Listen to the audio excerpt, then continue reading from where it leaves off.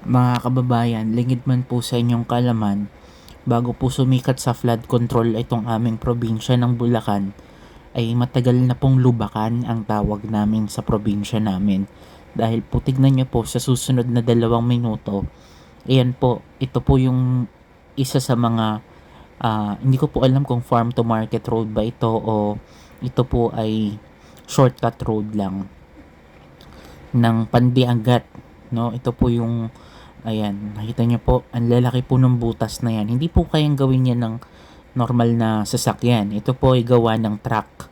Pero substandard po yung daan. Kasi nga po dahil sa truck ban. Pero gayon pa man, dahil truck ban po sa mga major highways, dito sila dumadaan. Kaya tignan nyo po, yung lupa nakabaon, pero yung road medyo nag ano na. Ayan, tingnan nyo naman po, oh. At kahit kami, van po yung gamit namin dyan, medyo hindi po kami makadaan. Kasi nga po, yung mga motor okay lang, nakakadaan kasi single po, no? Single lane. Kaya namang dumaan ng dalawahan po dyan.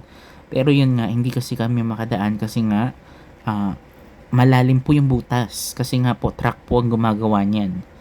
Well, kahit naman sa Norsagaray po, sa aming bayan, hindi po kahit sa major highways ng Norsagaray, ganun din po eh. Medyo marami. So, sana may cost-benefit analysis yung ganitong mga klase ng projects bago gawin, no? Tapos lalo na kung padadaanan sa mga truck, no? Kasi ang laki ng nasisira natin dito, no? Ayan, oh. Ito po elf, pero yung hindi ko alam pag may mga certain hours, may mga truck talaga.